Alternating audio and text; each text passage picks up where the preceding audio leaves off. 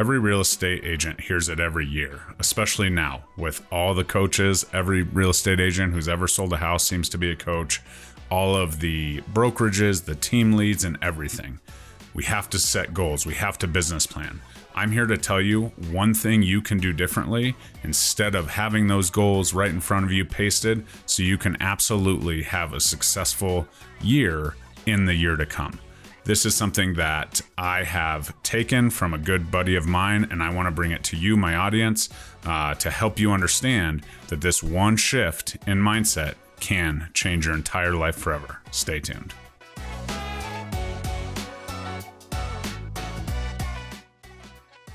What's up, guys? Jeremy Kane, Real Estate Agent Playbook, helping you win every single day at the game of real estate.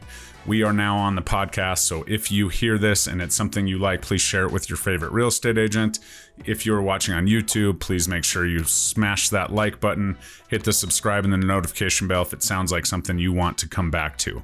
We focus solely on organic lead generation, and everything that has to do with my entire business, the brokerage that I'm at, and my organization that I lead, over 125 agents at the current time.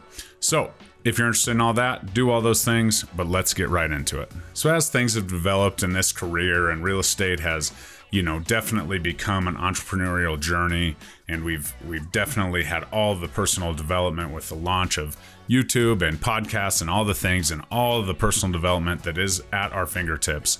This is one thing that seems to, really relate to real estate agents, right?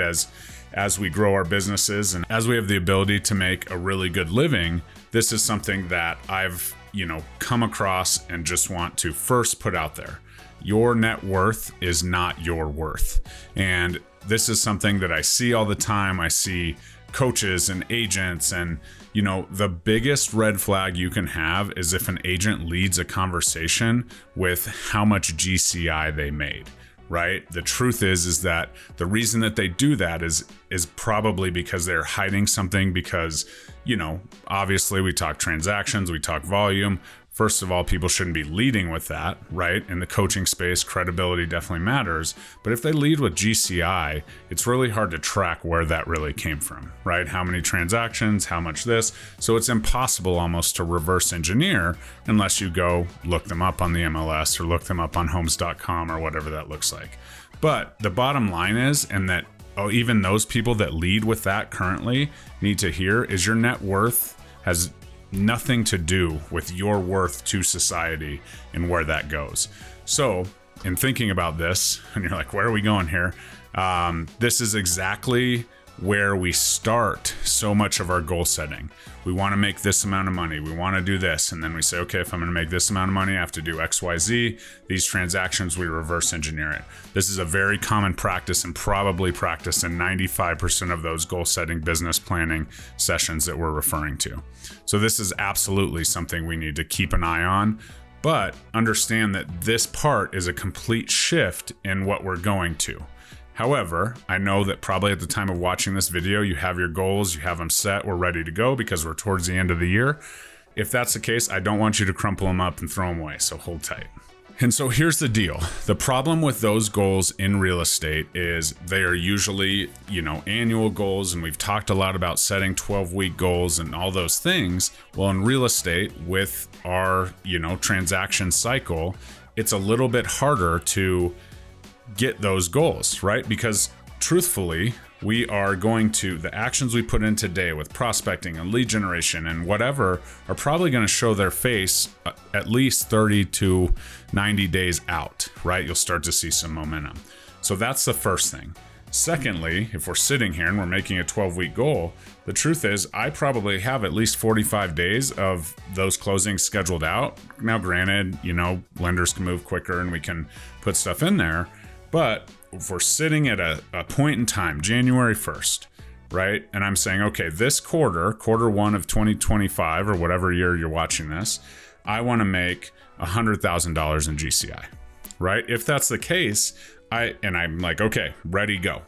I've already basically put myself out to February 15th-ish, right? And then I only have 45 days left of the quarter with February and March. And so that's the thing. Like, are we setting the goals based on that? and out how we go, right? That's the first part. But the second part is we have these bigger goals. We have, seasons in real estate, hot markets, buying markets, whatever, as we go through the year based on your geography and where you're at. And if we're doing this, we sometimes set these big goals. And sometimes we come out of the gate and we just don't get it, right? Partially because we started day one and we're like, okay, let's go. And we get a running start. And, if you're maintaining consistency and momentum, hopefully your income goes like this on a yearly basis.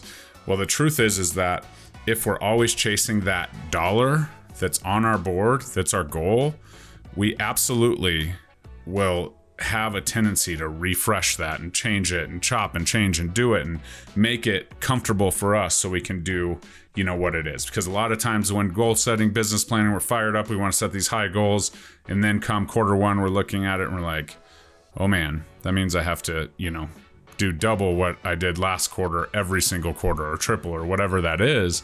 Or maybe quarter one, I put up a goose egg and here I am, right? And that's the problem. Because then that goal becomes further and further as a distant piece. And while it is measurable, as we kind of quote the SMART goals, it is measurable by a way where you're like, I'm not going to be able to get that. No way. And so as we kind of do that, then that goal becomes less incentivizing. That goal becomes less motivating for us naturally as humans. I don't care who you say you are, what you've done. Like if that goal becomes further and further out of reach, we kind of just look the other way, or we take it down, or we change it, right? We lower it, or whatever it is. And that's not what we want to do. That's not what we set out to plan in the first part. So as we go here, if we can take those goals and shift to a standard, right? And you say, well, standards, how are they measurable? Well, here's the deal. I want to take those goals and I want you to think for 30 minutes after you watch this video. And this is 100% from my good buddy, Louis Galt. And if you're vibing with this, check out his new course, Predictable Production. You can follow him on Instagram at Louis Galt. But if you look at it and you're like, okay, if I meet all of these standards, 4 or 5 standards that I can meet, right? Maybe it's get up and, work out, be done with my morning routine, everything by 6 a.m. This is my morning routine. That's a standard, right? Morning routine done by 6 a.m. or 7 a.m. or whatever it is. If you meet that standard 365 days in a row, will you be closer to your other goal, your goals that you set, right? And then maybe it's, okay, we're going to do, a lot of people have time blocking. We've done this, project in our group, in our live mastermind Zoom calls that we offer to people for absolutely free in our group. And it's like, okay, we're going to time block this. I'm going to follow my time blocks. I'm actually going to do the prospecting power hour, whatever it is. I'm going to do power hour 5 of 7 days a week, or 4 of 7, or 7 of 7, whatever that standard is. You set that standard. Is it measurable, right? I'm going to put my phone away after 6:30 p.m.